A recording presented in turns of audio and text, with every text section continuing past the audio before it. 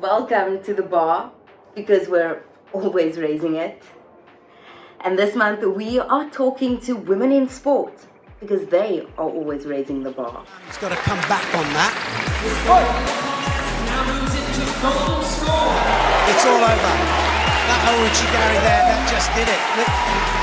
Whitebooi there, just and Owuchigari. It's gold for South Africa. It's gold for Michaela Whitebooi. A wonderful result for judo in South Africa, and for Shushila Likmabam. I am so excited right now because I am getting to speak to none other than Geronay Michaela Whitebooi.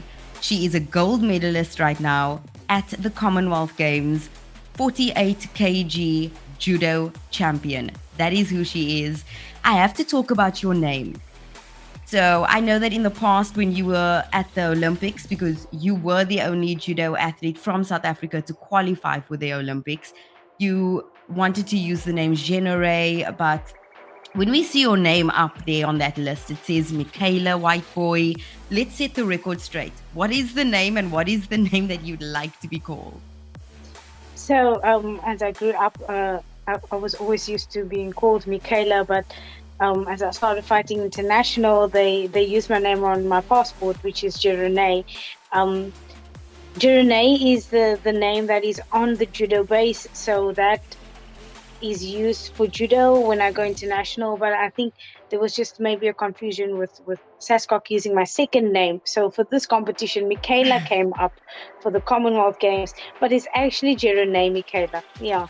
So, gold medal. Did you expect this gold medal? You've obviously been working very hard towards it, but also training camps have been tough in South Africa. Yeah, so I think straight after Africa Championships, my coach has been manifesting this gold medal in my head for so long. Every time he speaks to people, he's like, "No, we're going for gold. We're going for gold." So I think already just back then he started, "No, that we can do it." And when I got here, I just had so much confidence because obviously I was part of the players that was top ranked going into the competition. So I was like, "Why not? Let's go and get the gold medal." Obviously, it's the one that you want, which everyone wants, but at the end, God gave me the victory, and I'm really happy about that. And I think what's so incredible, because I think you said this after you won that gold medal, is that this really kind of puts judo on the map for South Africans. Now, tell us a little bit about judo in South Africa, and how big is judo, the funding? Did Natim Tetwa promise you any money? These are important questions. Yeah, so the judo is obviously not a popular sport. It's a minor sport compared to all the other sports. And I think the reason why I said that this essentially for me is, yes, I am adding to the tally of SASCOC, but I think South Africa's always been known to get a lot of medals at the Commonwealth Games. But for judo, it's also like, once in a while that we get to compete. So when we come here and we do get medals and we do add to the tally, it's a really big thing, because then the younger generation can see, and that they know that they can come here and they can do the same thing. And that's why for me it's just about how it really promotes towards judo in South Africa. As I said, the sport is not really popular. It's a minor sport. There's not a lot of people that know about the sport. They always confuse it with karate, which sometimes gets to everything me. in a gi. Everything in a gi is karate. It sometimes really gets to me, and I actually want to ask them, do you want me to show you something so you can feel what it really is? But I'm just like, okay, no, I have to explain it to them. So yeah, it's not really a big sport. Obviously, for any sports, funding is a problem. But I think for minor sports, we don't get enough to get to the level where we want to be starting from a young age. The only time you really get funding is when you start shining. And for you to And be it's so able difficult. to shine, Yeah. you need the funding from a young age. Yeah.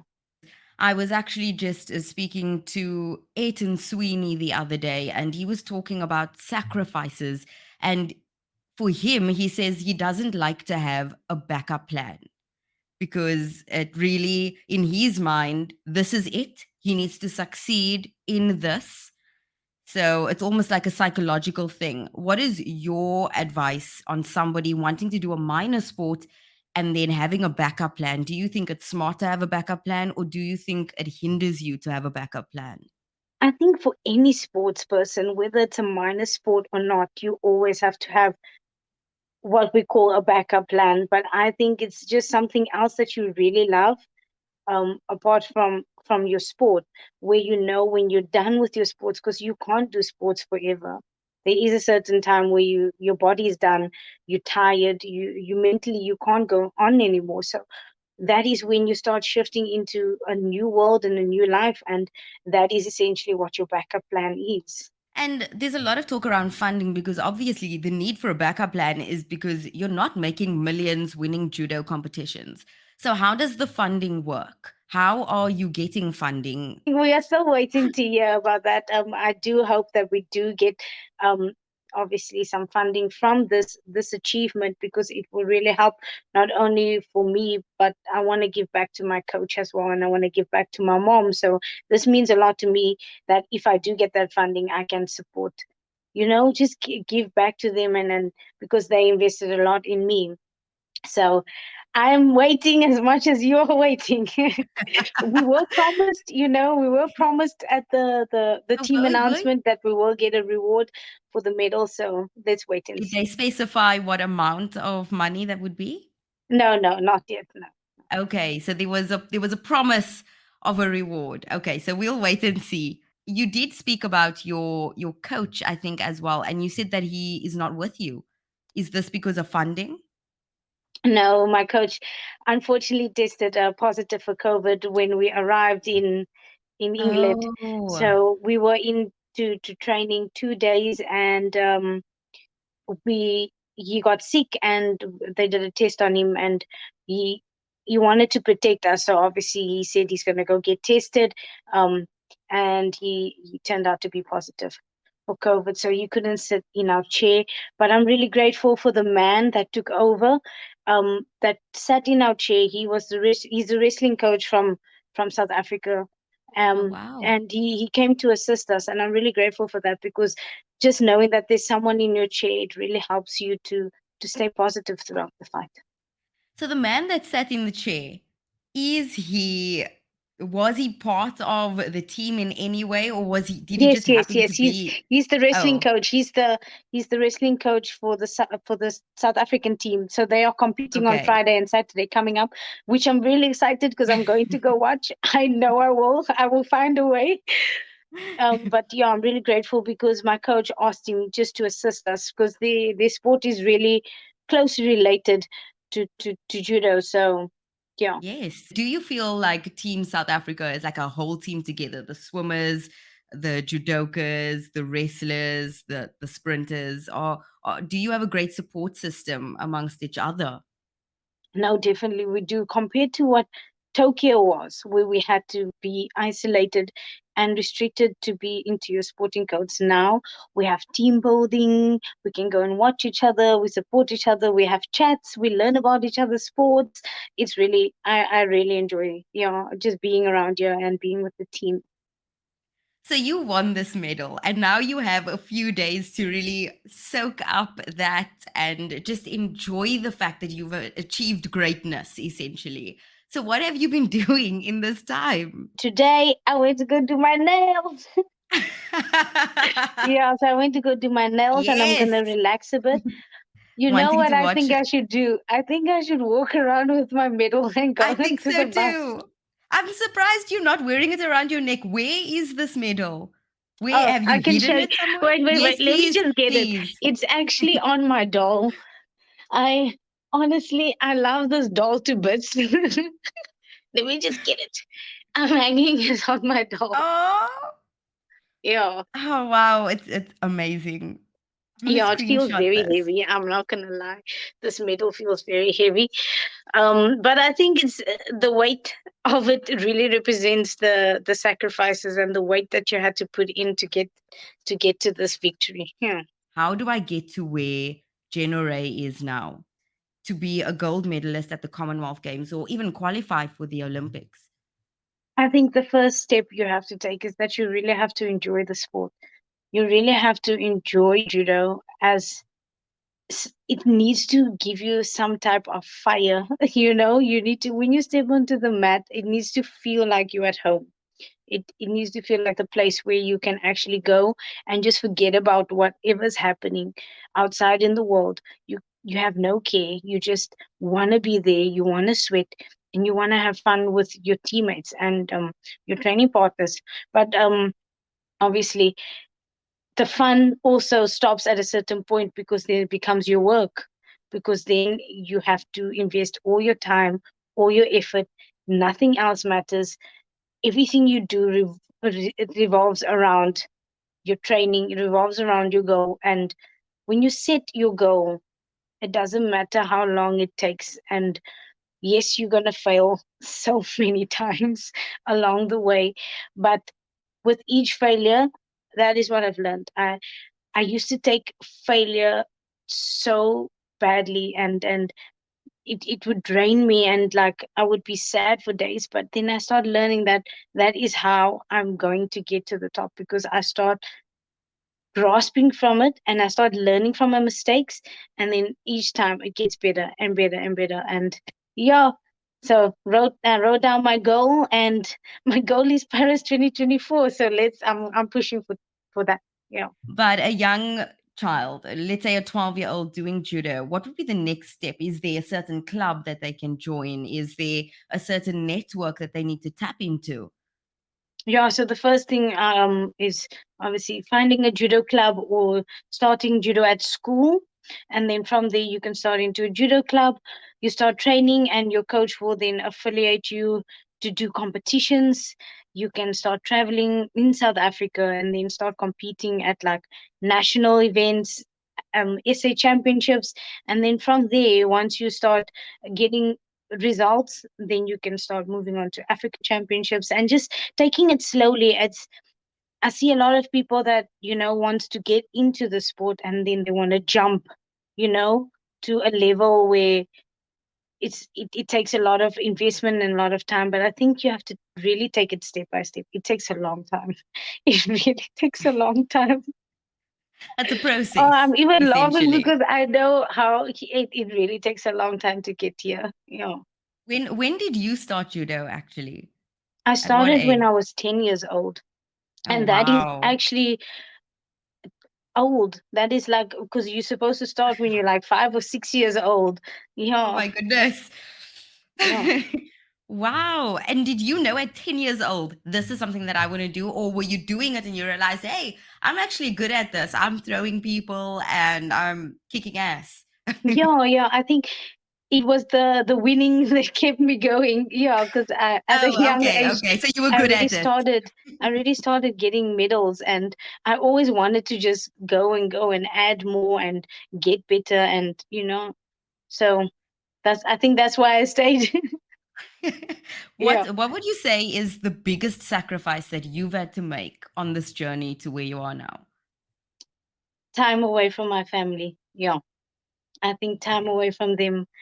I don't get to speak to them often because I have to focus on maybe my routine of sleeping or eating at a certain time or resting. And that's essentially the time where they have time to speak to me and I can't. Um, I don't get to see them often. Like now, I wish I could go home, but I have to plan for my next trip and start training for world championships. So I can't go home. I will only see them December. Do you go out to a jail ever? Which one? I wish. I'm not really like really the type to go out to like wild places and stuff like that. I would socialize with people, yeah, but I'm more like a chill bride type of vibe. Yeah, just So long easy. as you get a But little bit of downtime, because you are spending a lot of time away from your family, and you said that you don't get to speak to them often, but like I feel like for your own mental health, and this is a big thing that has been spoken about recently when it comes to athletes, and also athletes getting mental coaches. yeah, I do have a psychologist that I see and I speak to on a weekly basis just to make sure that I am ready. Um, just obviously you need to also have your mind ready for training. It's not only for competition. So I do have that, but I speak to my friends, my family. I call as often as I can, but I also do like downtime on weekends where I would just look after myself, have like self-care, if I could call it that. Yeah, and just relax away from like the sports, the sporting life. But I do have where 3 weeks before competition I would, it's almost like not canceling, but it's like I cancel out most of the things that is almost like would be a distraction, and I just start focusing, on what's ahead. So, what does that mean? Does that mean like no social media, no cell No, no, phones? no, I Is would it be on social media and stuff like that, but I wouldn't go out like late nights or okay? past the time where I would want to have enough rest or, you know, Ah, like that. but you will watch a Netflix series. Oh yes, definitely. And listen, yeah, if I started and it's very interesting, I will not sleep. I will go binge watch that thing. I feel like I've mainly been following the sport on an international level since you qualified for the Olympics, because I was like, this is incredible. I can't even believe this. And then I think that you really inspired me to start watching the judo competitions and to watch other judokas doing their thing. And that is what you've done for me, and that's just me. So I'm sure that there are many South Africans and many people who are now watching it, because I saw that you shared a story on your Instagram where somebody was saying that, hey, this is the first time I'm watching judo ever, but I'm watching it because you are doing it. What I really want from my sports career is to then promote judo. I think that is why I love doing the sport, is because I want to open doors for the younger generation that is behind me, that is also striving to go to the Olympic Games. And if I can do it, they can do it. And that is, if I can get the support from these people, they will get double. And that is what I want. Tell us about, standing on that podium. You were in tears. What was going through your mind at that particular moment in time? I was really just happy because I went into that fight with so much motivation. I don't know if people saw my face. I scared myself afterwards when I looked at that picture. I was like, "Whoa, go! Your focus face is scary." It was very But scary. I was like, what is this monster? Well, what's happening? It's like one I minute went. you're the smiling, sweet girl. The next minute it's like, It's like a real switch. That's what I'm saying. When I'm on the mat, it's a different me. It's a switch in my mind, and I know that I have to go for what I want. And I think because I've been manifesting this win in my heart and my mind for so long, that when I stood on the podium and I was receiving the medal, it was like all that hard work, that sacrifice, all the pain that I went through. It just, my tears just couldn't stop rolling. Like, it's just all that things just go comes, and it's like a flashback of what I went through to get there. Yeah. wow, and you could really see that emotion coming through. I mean, and what that meant to you. I mean, I even had a tear in my eye. I was like, what? How? And then just a few minutes before that, you were a bulldog on the mat, and I'm like, how are you doing this so quickly? Completely. I mean, if you can go back and watch it on DSTV catch up or anywhere, please do. Tell us your social media handles so we can follow you and see some of the videos that you are posting. Okay, so on Facebook it's Geronay Michaela Whitebooi. On Instagram it's at Geronay_48, and it's the same for my Twitter as well. And now let's talk about this 48 kilograms. That's quite light in Yes. terms of meat, but you look so muscular and so strong. So I don't really have a diet plan. I eat generally whatever I want.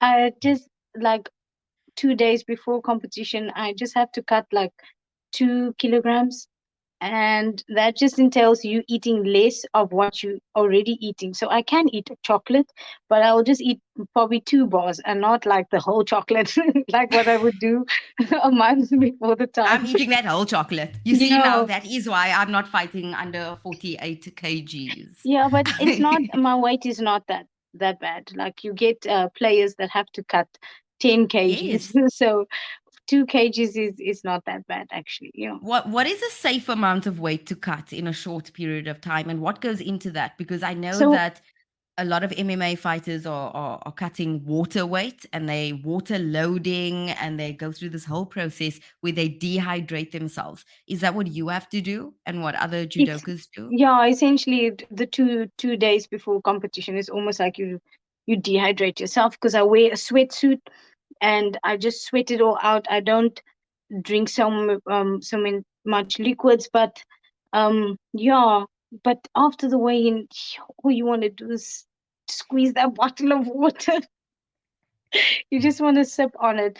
Yeah, but with judo, they actually have like a, so you do weigh in the evening, and then you have to be under 48. But the next morning, they also do another random weigh in where they choose four athletes from each weight category, but you have a 5% tolerance of your weight. So the next morning, I could essentially weigh 50, and Oh, that will be fine. wow. So Oh, so that's okay. They give they you give you a grace. limit of 5% of your weight, because they know that players lose weight before the time, and they need to regain that weight to regain their energy. Are you returning back home, and when is your next big championship? Okay, so I will be back next week, which is Tuesday.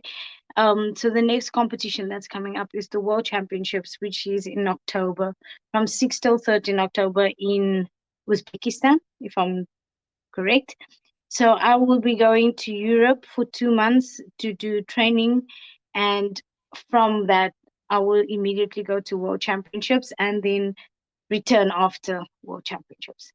Listen, you are sounding so focused. I hope that you at least have a little bit of fun these next few days in Birmingham, and also able to watch the other athletes. Please eat lots of chocolate and just have a good time, because you deserve it. And thank you for all of your sacrifices, for what you're doing for the sport, for what you're doing for young women, because women can look up to you and be like, wow, I'm really inspired by that. That kind of focus and that commitment to this journey. It's amazing. And for what you are doing for judo in this country, and hopefully we will be talking about judo more now, especially since you have essentially put judo on the South African map.